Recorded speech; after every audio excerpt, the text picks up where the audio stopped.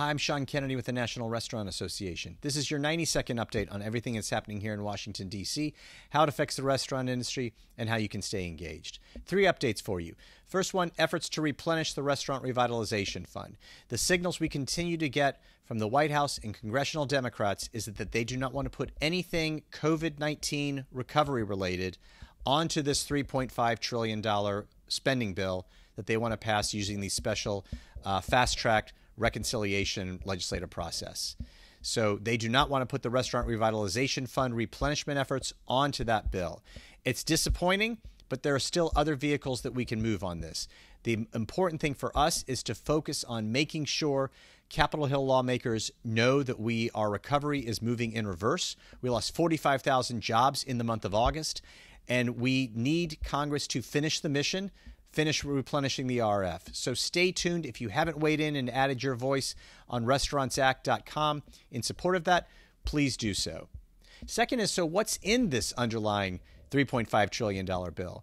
It's going to be paid for with tax hikes on a number of business entities. It will have an impact on restaurants.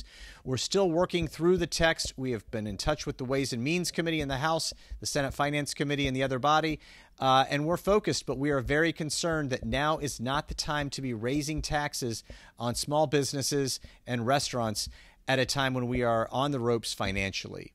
Third, you saw President Biden's announcement last week of his intention to get DOL and OSHA to release an emergency temporary standard that mandates that all workplaces with more than 100 employees have mandatory vaccination of their employees or mandatory weekly testing of employees. This is a laudable goal. This is something that we appreciate what the Biden administration wants to accomplish, but obviously the devil's in the details.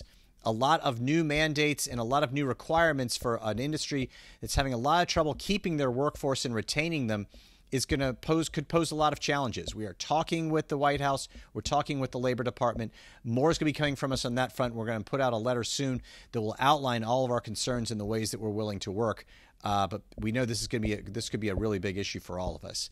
If you need more on any of this, please go to our advocacy website, restaurantsact.com. We'll keep you updated otherwise. Thanks so much for your interest.